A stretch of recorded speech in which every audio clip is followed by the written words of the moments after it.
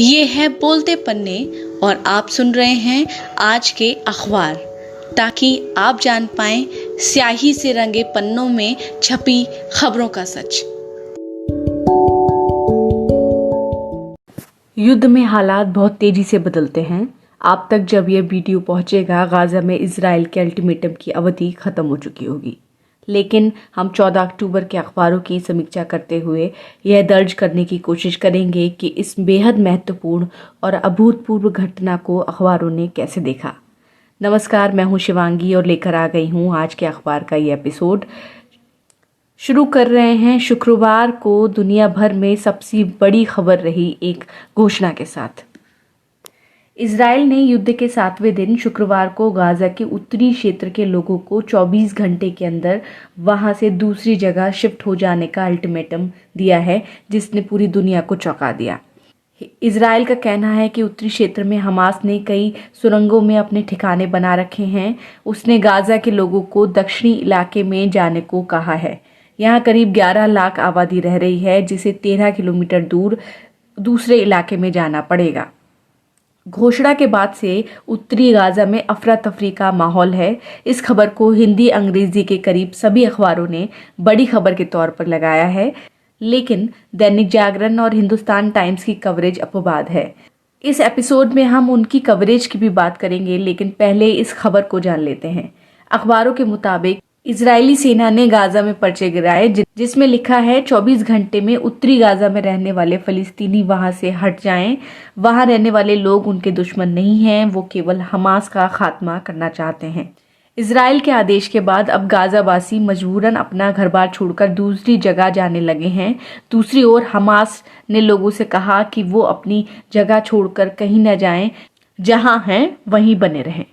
आपको बता दें, गाजा ने इजराइल की सीमा पर 3 लाख रिजर्व फोर्स तैयार कर रखी है। इस खबर के बाबत कल जनसत्ता ने जानकारी दी थी कि हो सकता है कि इजराइल जल्द ही गाजा में मैदानी ऑपरेशन शुरू कर दे। इजराइल की उत्तरी गाजा में जगह खाली कराने की घोषणा पर संयुक्त राष्ट्र ने इजराइल से आदेश वापस लेने की अपील की है। यूएन ने कहा है कि इतने कम समय में वहां के लोगों को हटने का आदेश देना उनकी जिंदगी से खिलवाड़ करने जैसा है। इससे मानवीय संकट पैदा होगा। वहीं डब्ल्यूएचओ ने भी कहा है कि गाजा में गंभीर रूप से बीमार लोग रहते हैं। उन्हें शिफ्ट करने का मतलब है उनके बचने की थोड़ी बहुत संभावना को भी खत्म कर दिया जाए। ऐसे लोगों को दूसरी जगह शिफ्ट करना मौत की सजा सरीखा होगा। सहायता एजेंसियों और हेल्थ केयर स्टाफ को ऐसा करने के लिए कहना क्रूरता से परे है। अखबारों ने यह भी बताया है कि गाजा शहर की 10 लाख से अधिक आबादी में ज्यादातर उन शरणार्थियों के वंशज हैं जो 1948 में इसकी स्थापना के समय इजराइल से भाग गए थे या अपने घरों से निकाल दिए गए थे। गाजा के हालात को भास्कर ने एक शब्द में बताने की कोशिश की है। पहले पन्ने की हेडिंग है महापलायन। जनसत्ता की हेडिंग है 10 लाख लोग फौरन खाली करें उत्तरी गाजा। साथ ही लिखा है कि भारत वापस लौटे लोगों ने बताया है कि वहां पर हर समय धमाकों की गूंज है और चीख पुकार का माहौल है। द हिंदू की हेडिंग है Israel tells Palestinian to leave northern Gaza.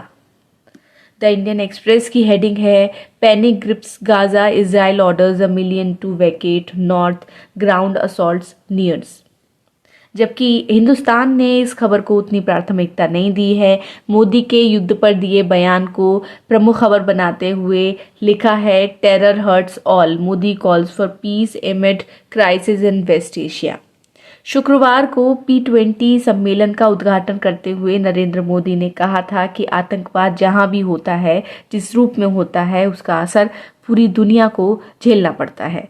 इस बयान को आधार बनाते हुए हिंदुस्तान टाइम्स ने पहली खबर दी है और उसके अंदर एक बॉक्स लगाया है जिसमें बताया है कि गाजा से लोगों को हटने का अल्टीमेटम इजराइल ने दिया है। बात दैनिक जागरण की करें तो हेडिंग है गाजा में घुसी इजरायली सेना।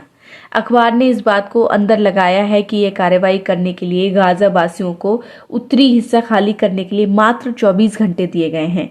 इस आदेश को रूस, ईरान और तुर्की ने अस्वीकार किया है, ऐसा अखबार ने लिखा है।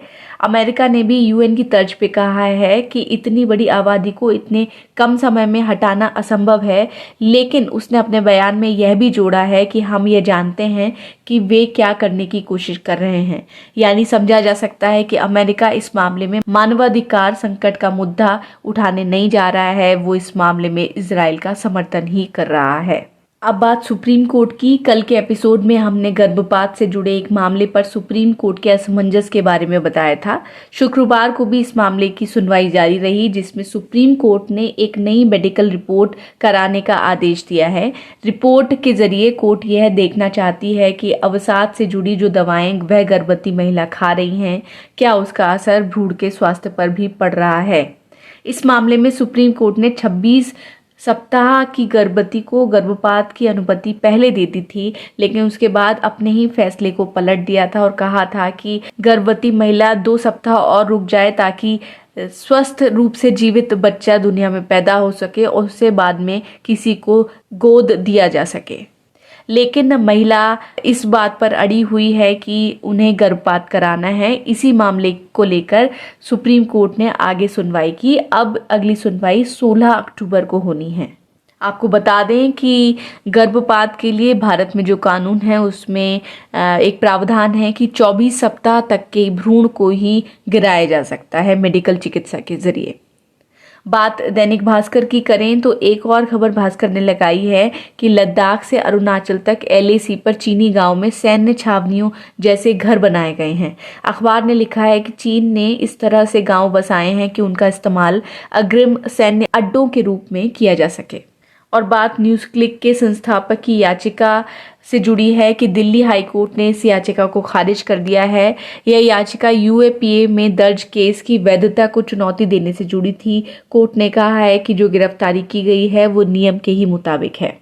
आज के अखबारों की एक और प्रमुख खबर सुप्रीम कोर्ट से है। सुप्रीम कोर्ट ने महाराष्ट्र के CM एकनाथ शिंदे गुट के शिवसेना विधायकों की अयोग्यता मामले में विधानसभा स्पीकर राहुल नार्वेकर द्वारा फैसला लिए जाने में की जा रही देरी पर नाराजगी जताई है।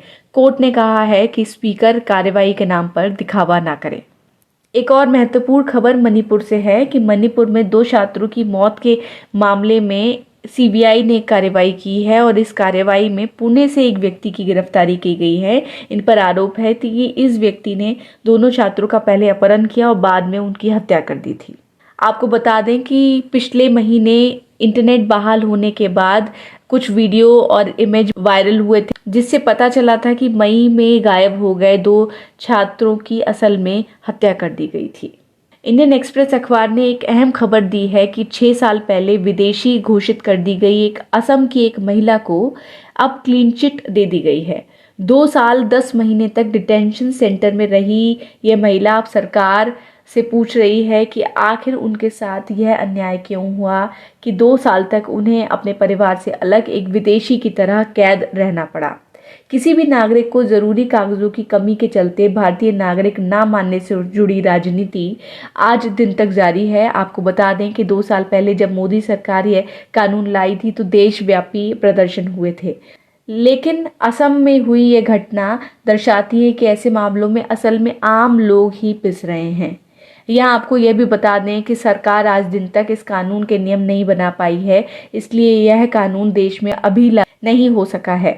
लेकिन शुक्रवार को CAA पर बयान देकर गृह मंत्री अमित शाह ने इस मामले को फिर से हवा दे दी।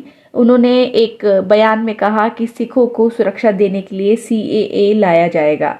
दिल्ली सिख गुरुद्वारा प्रबंधक समिति के कार्यक्रम के दौरान बोलते हुए उन्होंने ऐसा कहा। उन्होंने कहा कि इस कानून के जरिए पाकिस्तान और अफगानिस्तान में रह रहे सिखों को भारतीय नागरिकता दी जाएगी, जिन्हें वहां प्रताड़ित किया जा रहा है।